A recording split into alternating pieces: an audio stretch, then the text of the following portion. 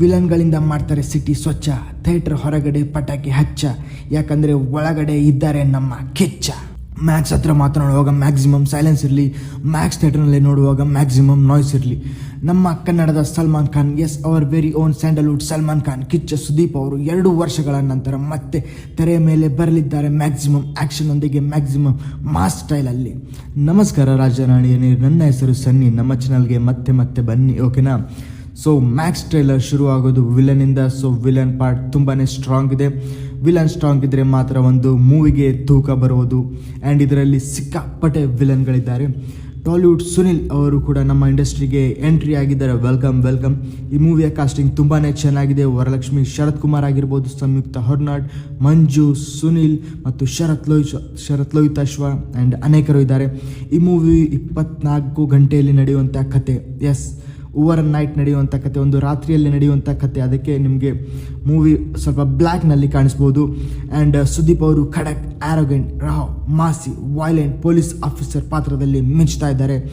ಹುಡುಗಿ ಅಪಹರಣ, rape case ಇರ್ಬೋದು. ಆ್ಯಂಡ್ ಪೊಲೀಸರ ಮೇಲೆ ನಡೆಯುವಂಥ ದೌರ್ಜನ್ಯ, ಪೊಲೀಸರು ಅದನ್ನು ಕೇಸನ್ನು ಮುಚ್ಚುವಂತೆ ಅವರ ಮೇಲೆ ಇರುವ ಒತ್ತಡ, ಆ್ಯಂಡ್ ಪೊಲೀಸರು ಯಾವಾಗ ಆ್ಯಕ್ಷನ್ ತಗೊಳ್ತಾರೋ ಇಡೀ ವಿಲನ್ ಟೀಮ್ ಮೆಂಬರ್ಸ್ಗಳು ಪೊಲೀಸ್ ಸ್ಟೇಷನ್ ಮೇಲೆ ಅಟ್ಯಾಕ್ ಮಾಡ್ತಾರೆ.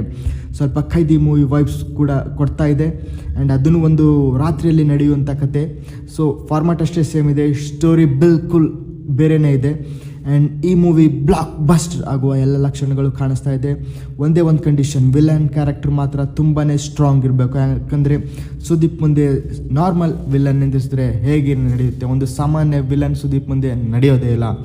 ಆ್ಯಂಡ್ ಮೂವಿಯ ಪಾಸಿಟಿವ್ಸ್ ಬಗ್ಗೆ ಮಾತನಾಡೋಣ. ಯಾಕೆ ಈ ಮೂವಿನ ನಾವು ಹೋಗಿ ನೋಡಬೇಕು ಅಂದರೆ, ಬಿ ಜಿ ಎಮ್ ತುಂಬಾ ಚೆನ್ನಾಗಿದೆ. ಬಿ ಜಿ ಎಮ್ ಮಸ್ತ್ ಇದೆ.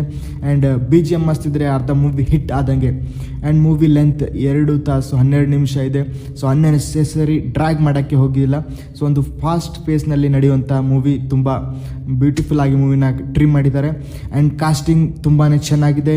ಆ್ಯಂಡ್ ಥಿಯೇಟ್ರನ್ನು ಸ್ಟೇಡಿಯಂನಲ್ಲಿ ಬದಲಾಯಿಸುವಂಥ ಡೈಲಾಗ್ಗಳಿವೆ.